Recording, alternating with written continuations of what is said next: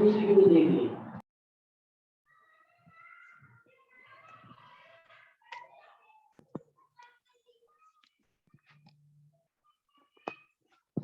Morning बेटा।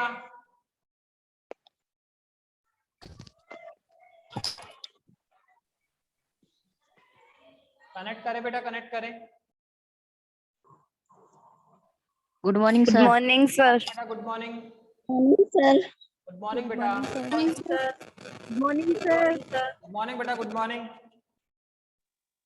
Connect करें बेटा, जल्दी से कनेक्ट करें।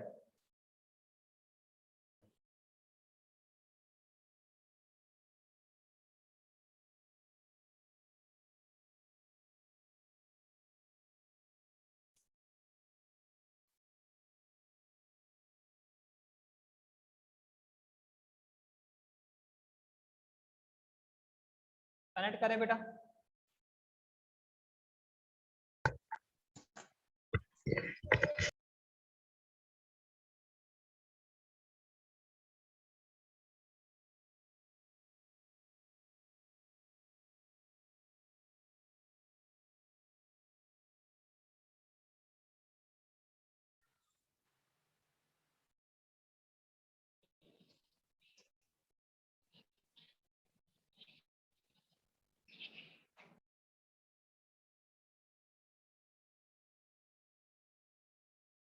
यस बेटा, मैंने आपको बताया था कि 1 से 2 डेज अपन क्या कर रहे हैं, कुछ अलग अलग टॉपिक डिस्कस कर रहे हैं। एवरीडे एक नया टॉपिक लेंगे और उसको डिस्कस करेंगे और नेक्स्ट डे एक नया टॉपिक ले लेंगे।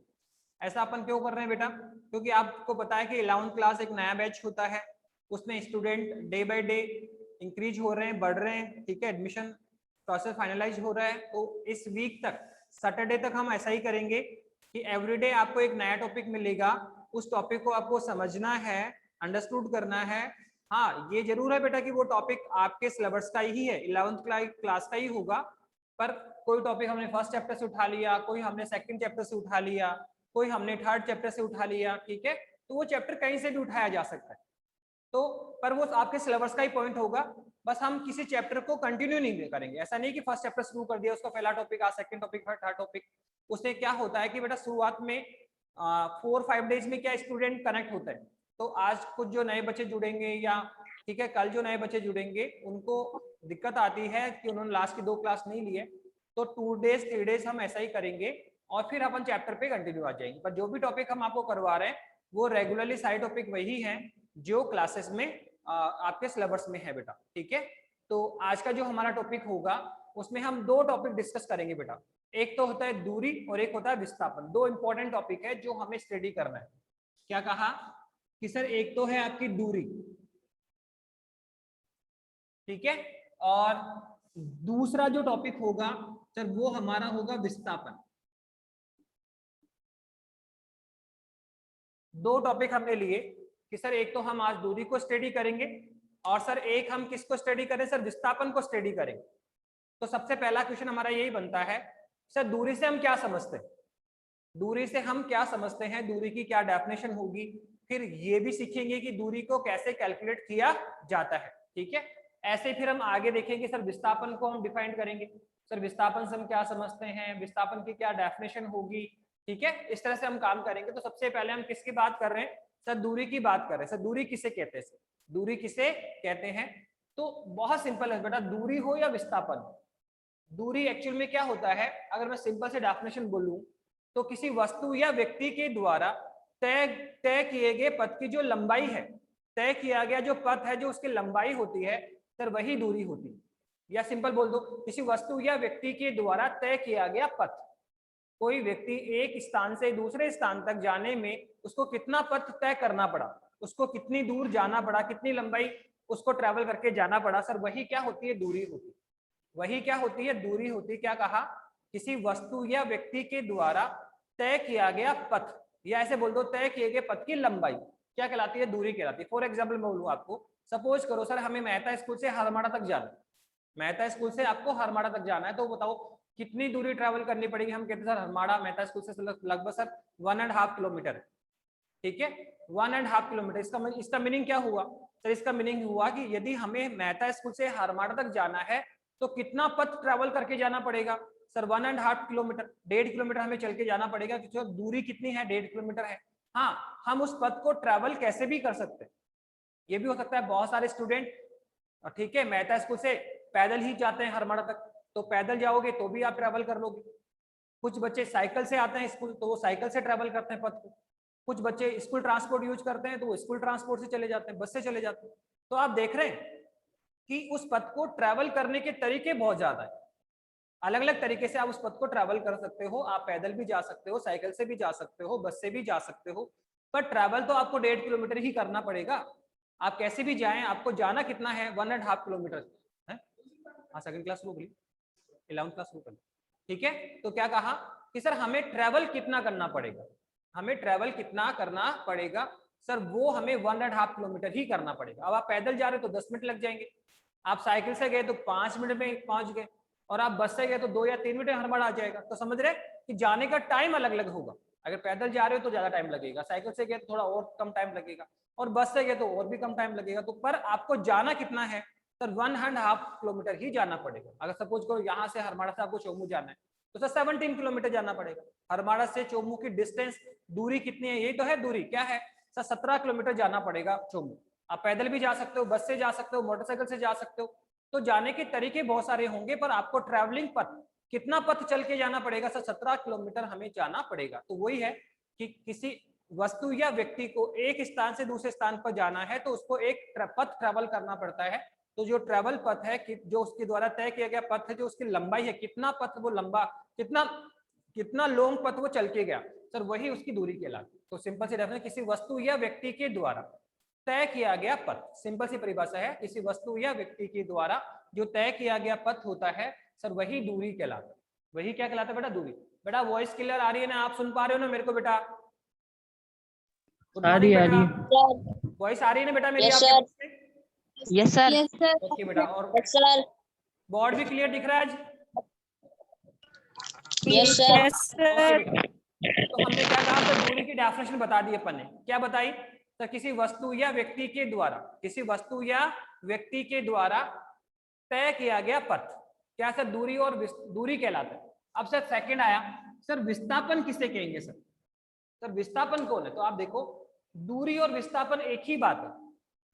दूरी भी क्या होता है, तय किया गया पथ होता है। किसी वस्तु या व्यक्ति के द्वारा तय किया गया क्या होता है, पथ होता है।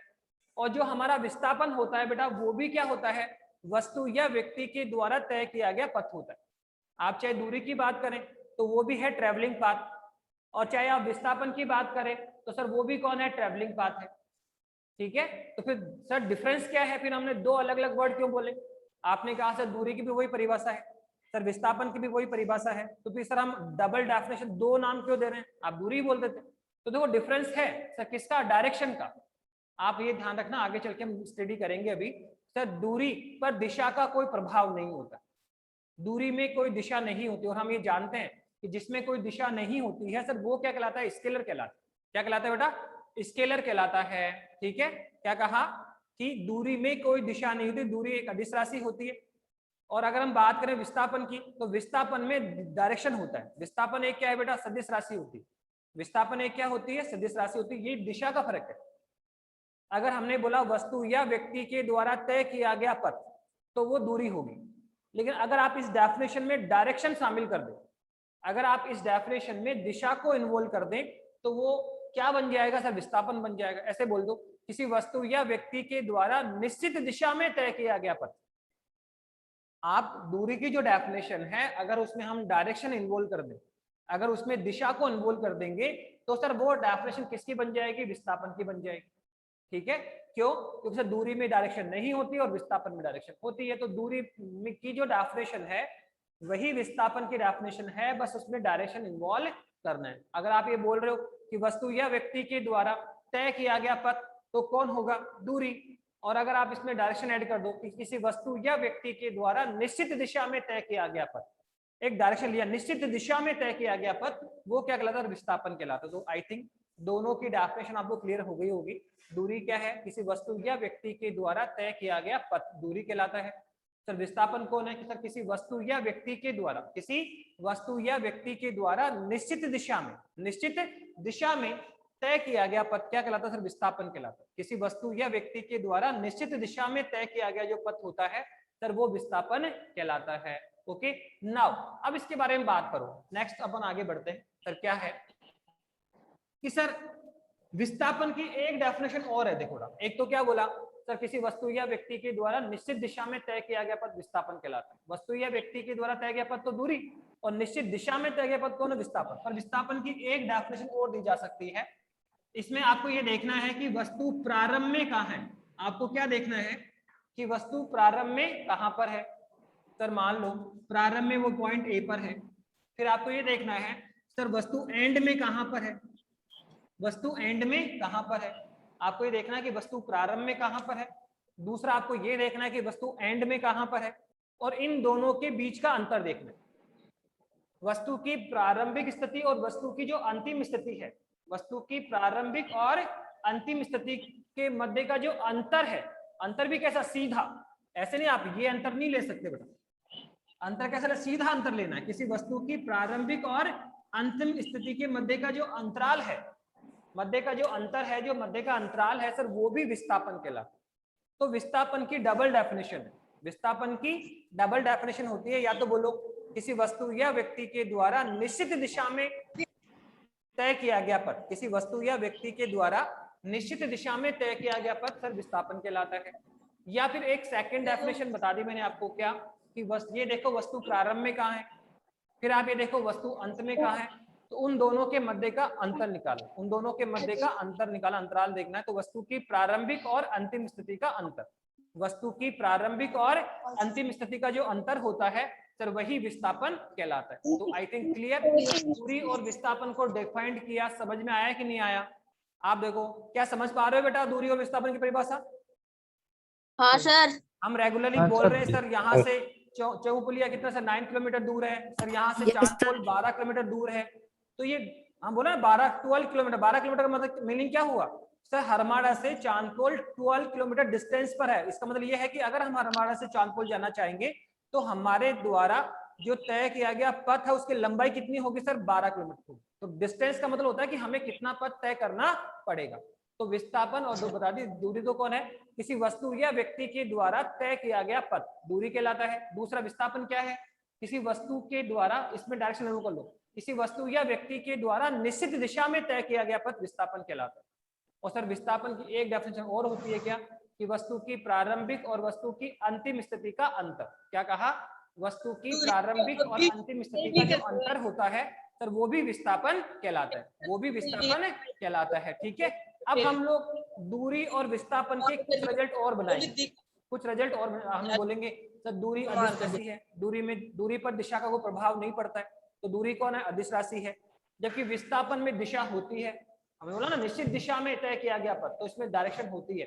तो विस्थापन एक कौन है? सदिश राशि है। अभी आगे चल के जब हम क्वेश्चंस करेंगे तो वहां भी आपको देखने को मिलेगा कि दूरी पर दिशा का कोई प्रभाव नहीं होता है, जबकि विस्थापन पर दिशा का प्रभाव पड़ेगा। दिशा बदलते ही विस्थापन का मान बदल जाता है। तो विस्थापन दिशा से प्रभावित है, इसलिए ये सदिश राशि होगा। और जो दूरी है सर उस पर दिशा का कोई प्रभाव नहीं होता, इसलिए दूरी क्या है? अदिश राशि। तो ये भी ध्यान रखना कि दूरी एक क्या है? अदिश राशि है, और विस्थापन एक क्या है? सदिश राशि।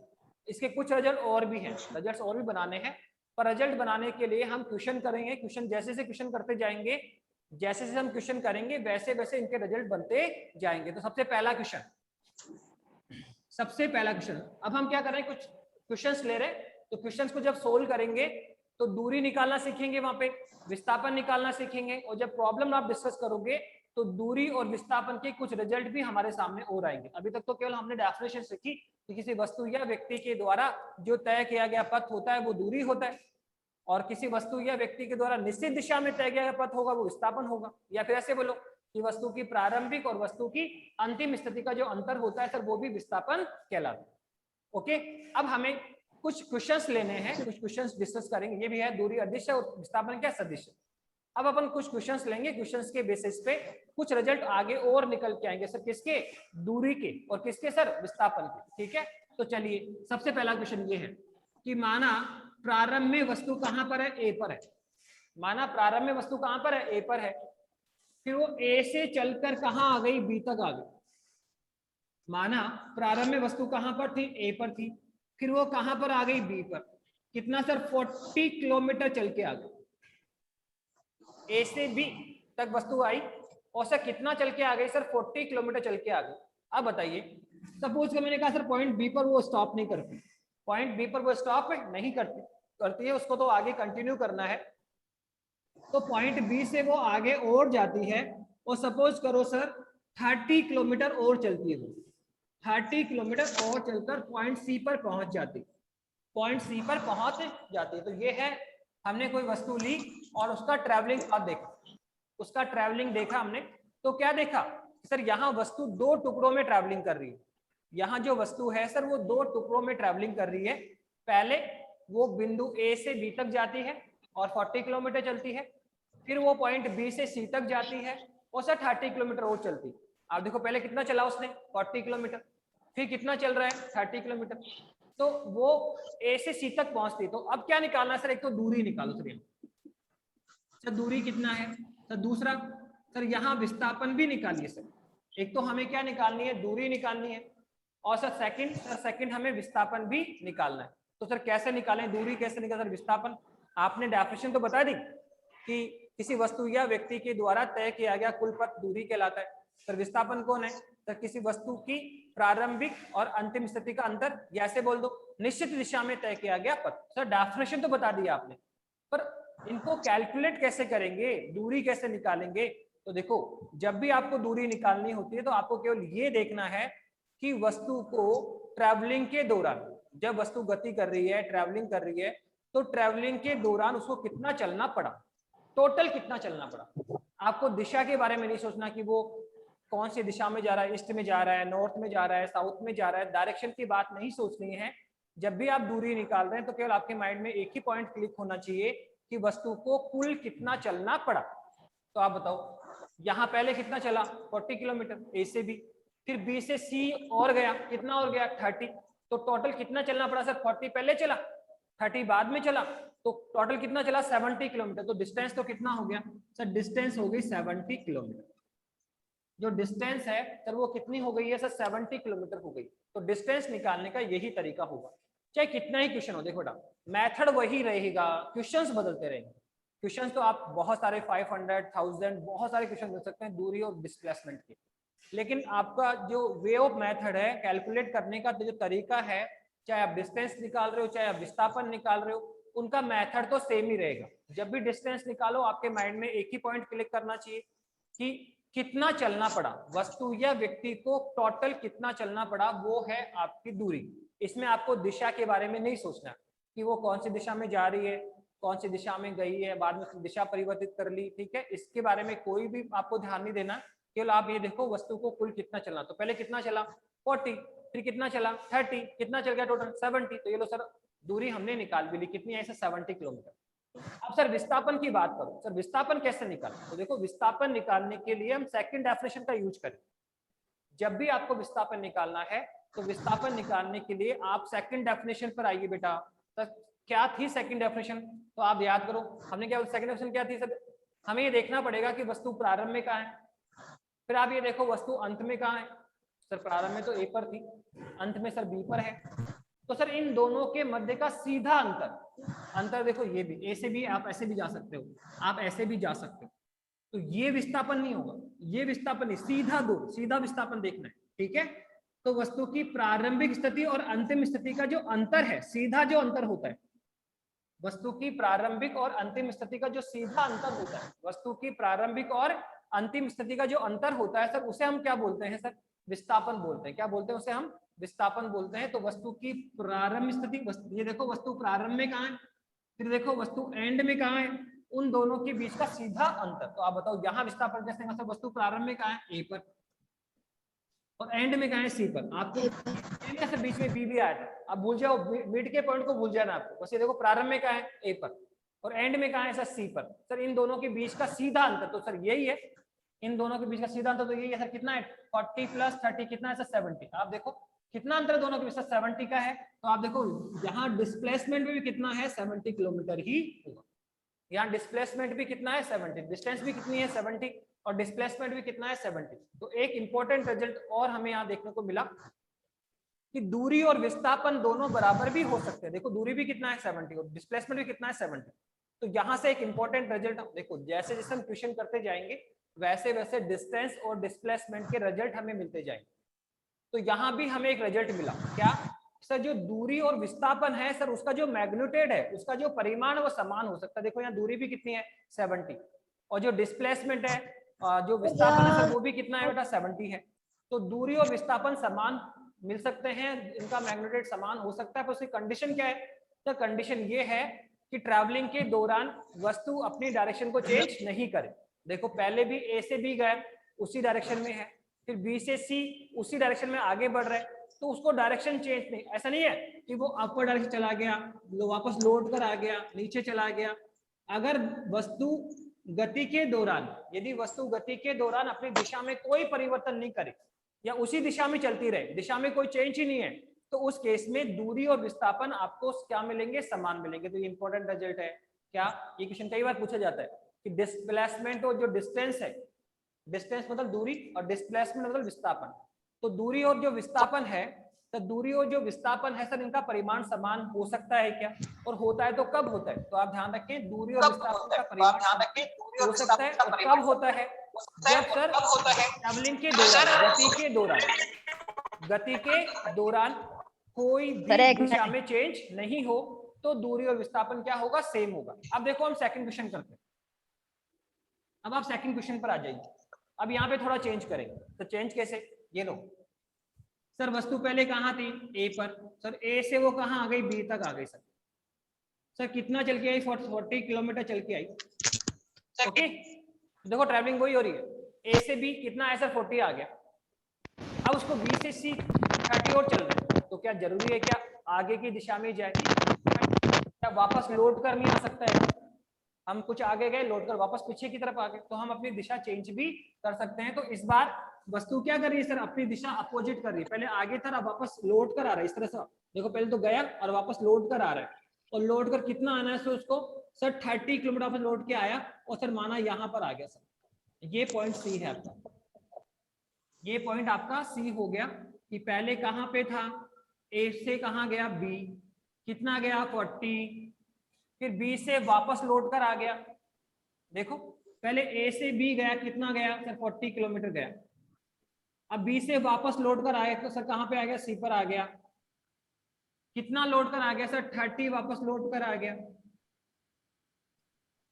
ठीक है, मैंने क्वेश्चन चेंज किया। पहले तो क्या था सर? क्वेश्चन तो वही है, 40 गया 30 गया, यहाँ भी 40 गया 30 गया, पर दोनों में डिफरेंस है कि फर्स्ट टाइम में हमने डायरेक्शन चेंज नहीं की, कि पहले 40 गया फिर उसी डायरेक्शन में 30 गया।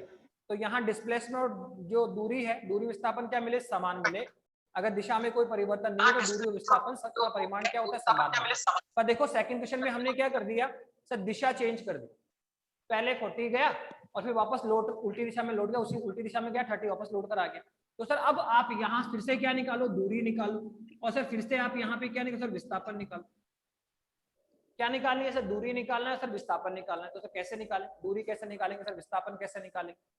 तो बहुत सिंपल सा है सर। दूरी निकालने के लिए क्या करना पड़ेगा सर? वही आपने बता दिया सर। डिस्टेंस निकालने के बाद माइंड में एक ही पॉइंट आना चाहिए आपका, क्या सर? टोटल कितना चलना पड़ा। दिशा पे फोकस बिल्कुल भी नहीं करना, दिशा पे कोई फोकस नहीं करना, केवल आपको माइंड में क्या रखना है कि हमें टोटल ट्रैवलिंग कितनी करनी पड़ी, हमें कितना चलना पड़ा। तो आप बताओ, यहाँ देखो पहले वस्तु ए से कहाँ गया? बी। कितना चल गया? 40। फिर बाद में बी से कहाँ आया? सी। कितना वो चला? 30। तो टोटल सर कितना? 70 चला। और सर दिशा चेंज कर ली। तो मैं क्या बोल रहा हूँ सर? दूरी कैलकुलेट करते समय हमें दिशा पे फोकस नहीं करना है। ठीक है, दिशा को कब ऑब्जर्व करेंगे? जब हम विस्थापन पर आए। ठीक है, दूरी में तो के लिए देखना है टोटल कितना चलना पड़ा, वो कौन सी दिशा में गया, उसने दिशा बदली है या नहीं बदली है, लेफ्ट गया, राइट गया, ईस्ट गया, वेस्ट गया। सर डायरेक्शन का इस पर कोई इफेक्ट नहीं होगा, केवल आपके माइंड में एक ही पॉइंट होना चाहिए कि टोटल कितना चलना पड़ा, कुल कितना चलना पड़ा सर, वो हम दूरी में। तो पहले कितना चला? 40। फिर कितना चला? 30। तो टोटल कितना चला बेटा? 70 चल रहा है। तो वापस से देखो डिस्टेंस 70 किलोमीटर आया। डिस्टेंस कितनी आ गई सर? 70 किलोमीटर आ गई। अब सर डिस्प्लेसमेंट की बात करो सर। किसकी बात करें सर? विस्थापन की बात करो सर। विस्थापन कितना होगा सर यहाँ पे? तो विस्थापन निकालने सर बताया था आपने गिरा।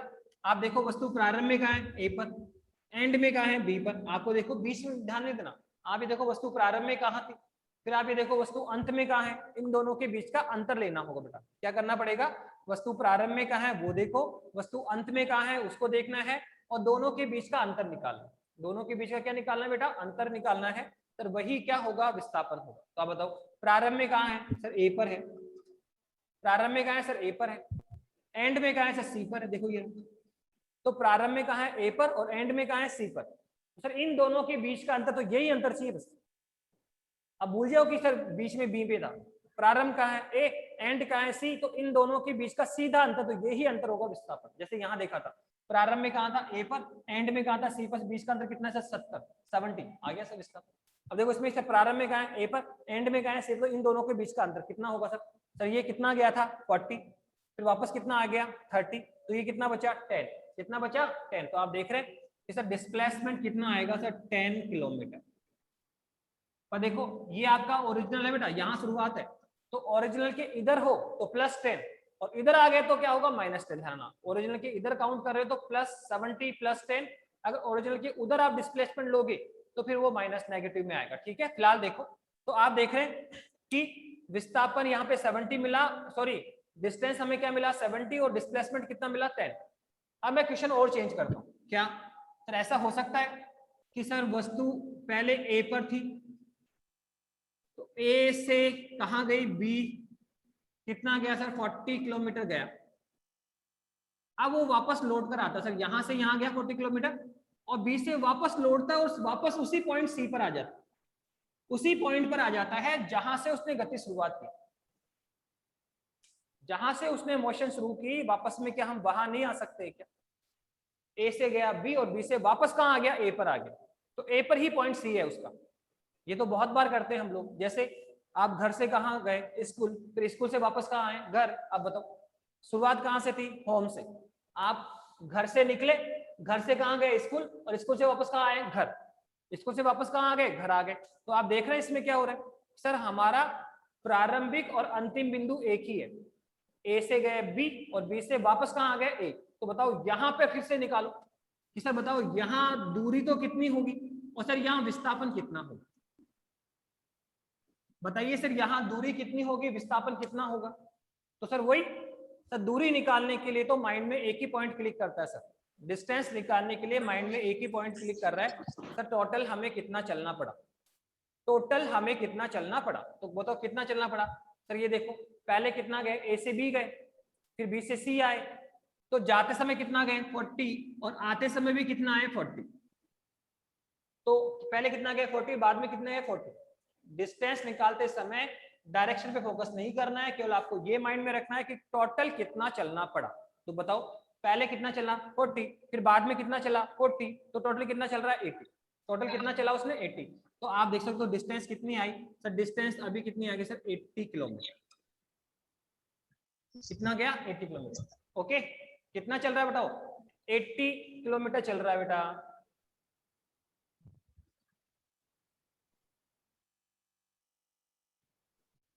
ओके,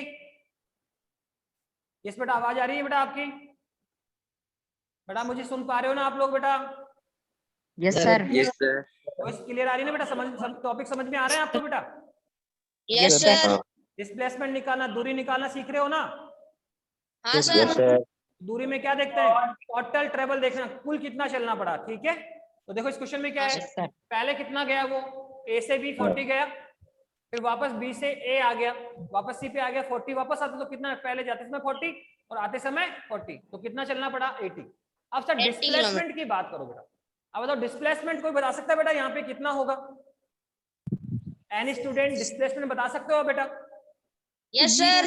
कितना होगा बेटा। Zero sir. थैंक यू बेटा, बिल्कुल सही आंसर है, 0 ही होगा बेटा। कितना जिन बच्चों ने आंसर दिया है बेटा, बिल्कुल परफेक्टली सही आंसर दिया है आपने। यहाँ डिस्प्लेसमेंट क्या होगा, 0 होगा। क्यों होगा, आप देखो बेटा, क्योंकि सर डिस्प्लेसमेंट कैसे निकाल, सर आपने बताया था कि डिस्प्लेसमेंट कैसे निकालना। सर आप देखो वस्तु प्रारंभ में कहाँ है और वस्तु एंड में कहाँ है, उन दोनों के मध्य का अंतर। जैसे यहाँ कैसे निकाला सर, प्रारंभ में कहाँ है ए पर, एंड में कहाँ है सी पर, कितना अंतर है सर 40 + 30 कितना है सर 70। फिर यहाँ देखा प्रारंभ में कहा है ए पर, एंड में कहा है सी पर, कितना अंतर है सर 10 का। ठीक है, अब देखो यहाँ देखो सर प्रारंभ में कहा है ए पर और एंड में भी कहां पर सर ए पर ही है। क्या उसी बिंदु पर आगे प्रारंभिक और अंतिम स्थिति एक ही बिंदु पर है क्या? तो क्या इनके मध्य कोई अंतर दिख रहा है क्या आपको? नहीं सर। तो यहाँ विस्थापन कितना होगा 0। तो यहाँ एक इंपॉर्टेंट रिजल्ट निकाला। ये क्वेश्चन भी एग्जाम में बहुत बार आता है बेटा, ये क्वेश्चन भी एग्जाम में काफी बार डिस्कस होता है कि क्या डिस्प्लेसमेंट का मान 0 हो सकता है क्या? डिस्प्लेसमेंट 0 हो सकता है क्या? तो आप बोलोगे हाँ सर डिस्प्लेसमेंट 0 हो सकता है। और आप ये भी ध्यान रखें सर डिस्प्लेसमेंट 0 कब होगा? तो ये भी ध्यान रखें कि जब वस्तु की प्रारंभिक और अंतिम स्थिति एक ही हो। ट्रैवलिंग के दौरान अगर वस्तु जहां से जाए वापस वहीं पर आ जाए तो डिस्प्लेसमेंट कितना होगा 0। जैसे फॉर एग्जांपल आप लोग घर से कहाँ आए, स्कूल आए, और फिर स्कूल से वापस कहाँ चले गए बेटा, घर पे। तो अगर आपका डिस्प्लेसमेंट पूछा जाए तो आपका आंसर क्या होगा 0। क्यों? तो सर हम होम से कहाँ गए, स्कूल, स्कूल से वापस कहाँ आ गए, होम। तो पहले भी आप कहाँ पे थे, होम पर, और एंड में भी कहाँ पर है, होम पर। तो आपके बीच का अंतर कितना है 0। तो इसलिए डिस्प्लेसमेंट कितना होगा 0। तो यहाँ एक इंपॉर्टेंट रिजल्ट दे सकते हैं कि यदि वस्तु की प्रारंभिक और अंतिम स्थिति सेम हो, यदि वस्तु की प्रारंभिक और अंतिम स्थिति क्या हो, सेम हो, तो डिस्प्लेसमेंट का मान क्या होता है 0 होता है। डिस्प्लेसमेंट का मान क्या होता है 0 होता है। ओके, थर्ड क्वेश्चन पे चलो, ये सॉरी थर्ड तो कर लिया, फोर्थ क्वेश्चन पे करिए। आप देख रहे हैं बेटा कि जैसे जैसे हम क्वेश्चन करते जा रहे हैं हमें कुछ रिजल्ट्स मिलते जा रहे हैं। जैसे जैसे हम क्वेश्चन कर रहे हैं बेटा हमें रिजल्ट्स मिलते जा रहे हैं। पहला रिजल्ट क्या मिला कि सर दूरी और विस्थापन बराबर भी हो सकता है। कब? जब दिशा में कोई चेंज नहीं हो। ठीक है, और दूसरा रिजल्ट क्या देखा कि सर विस्थापन का मान 0 भी हो सकता है। कब? अगर वस्तु की प्रारंभिक और अंतिम स्थिति क्या हो, सेम हो। अब चौथा पॉइंट एक रिजल्ट और निकलेगा यहाँ पे, देखो क्या सर, हम माना सर वस्तु पहले ए पे थी, ए से कहाँ आई सर, बी पर आई। सर कितना चल गई सर, 40 किलोमीटर चल गई। अब देखो वो वापस लौट रहा है सर, बी से वापस लौटता हुआ कहाँ पे आ गया, ए पर, यहाँ आ गया। पर कौन कह रहा है कि सर ए पे रुके? वो तो यहाँ रुका ही नहीं, और आगे निकल गया, और आगे सर कितना निकल गया सर, सी तक आ गया। और लौटते समय कितना चला वो सर, लौटते समय चला 50 किलोमीटर। ठीक है, तो ये ट्रैवलिंग हुई। कैसे भी जा सकता भाई, ए से कहाँ गया, बी, फिर बी से वापस लौटना शुरू हो रहा है, लौट कर आया कहाँ पे आया, ए पर। देखो यहाँ तो ए पे रुक गया था, लेकिन जरूरी है कि हम यहाँ ए पे रुके सर, वापस उसी दिशा में आगे और जा सकते हैं। तो आगे और चला गया, कहाँ तक गया, सी तक। कितना चल गया, 50 किलोमीटर। अब बताओ यहाँ दूरी विस्थापन कितना होगा? तो अगर हम यहाँ पे दूरी निकालें और अगर हम यहाँ विस्थापन निकालें तो बताइए कितना आएगा आंसर? एनीवन स्टूडेंट बताओ। सर विस्थापन -10 यस बेटा। किलोमीटर। और डिस्टेंस कितनी होगी बेटा यहाँ पे? Sir 90 kilometre. थैंक यू बेटा। डिस्टेंस कितनी होगी? ऑल स्टूडेंट सेटिस्फाइड है क्या? Yes sir. बेटा आंसर दे पा रहे हो आप लोग? Yes sir. बोलिए बेटा, आंसर दे पा रहे हो क्या? Yes sir.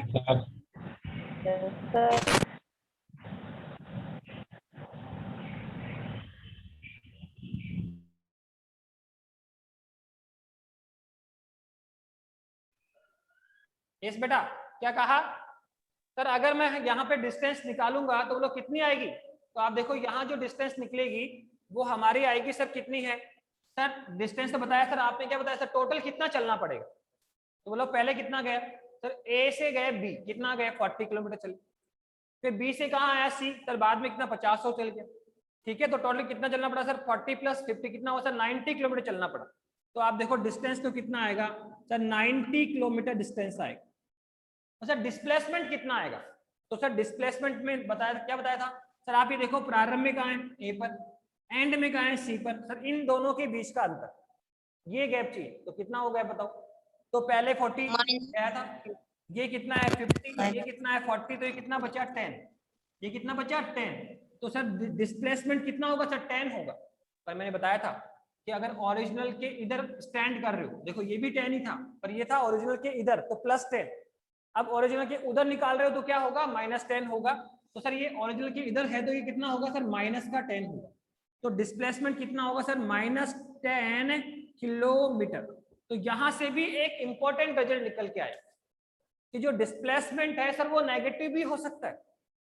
डिस्प्लेसमेंट जीरो भी हो सकता है और डिस्प्लेसमेंट पॉजिटिव भी हो सकता है। तो कुल मिला के जो डिस्प्लेसमेंट है या जो विस्थापन है वो नेगेटिव भी हो सकता है, वो पॉजिटिव भी हो सकता है और जीरो भी हो सकता है। डिस्प्लेसमेंट नेगेटिव भी हो सकता है, पॉजिटिव भी हो सकता है, जीरो भी। देखो यहाँ क्या है +70 पॉजिटिव है सर, यहाँ कितना है +10 पॉजिटिव है सर, यहाँ कितना है 0 से 0 भी हो सकता है, और सर यहाँ देखो डिस्प्लेसमेंट कितना है सर -10 तो नेगेटिव। तो डिस्प्लेसमेंट पॉजिटिव भी हो सकता है, नेगेटिव भी हो सकता है और जीरो भी हो सकता है। जबकि दूरी में देखना आप, दूरी ऑलवेज पॉजिटिव होगी बेटा, दूरी का मान कभी भी नेगेटिव नहीं हो सकता। और अगर हम एक ही बिंदु पर खड़े हैं तो दूरी का मान कितना होता है 0 होता है। और अगर ट्रैवलिंग कर रहे हैं, कोई भी हम ट्रैवलिंग कर रहे हैं तो दूरी का मान 0 भी नहीं होगा और नेगेटिव भी नहीं होगा। अगर हम ट्रैवलिंग करते हैं, अगर ट्रैवलिंग हो रही है तो दूरी 0 भी नहीं हो सकती और नेगेटिव भी नहीं। दूरी का मान सदैव क्या होता है पॉजिटिव होता है। देख लो आप, यहाँ पे कितना है +70, यहाँ भी कितना है +70 और यहाँ कितना है +80 और यहाँ भी कितना है +90।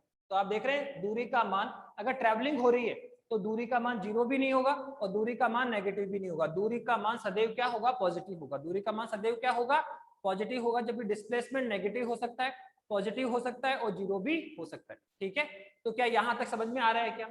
एक इंपॉर्टेंट रिजल्ट और दे सकते हैं यहाँ पे। देखो हमने 2-3 रिजल्ट दे दिए बेटा आपको इंपॉर्टेंट। तो क्या रिजल्ट दिए देखो, सबसे पहला कि दूरी का मान ऑलवेज क्या होता है पॉजिटिव होता है और डिस्प्लेसमेंट विस्थापन की बात करें तो सर ये पॉजिटिव भी हो सकता है, नेगेटिव भी हो सकता है और जीरो भी हो सकता है।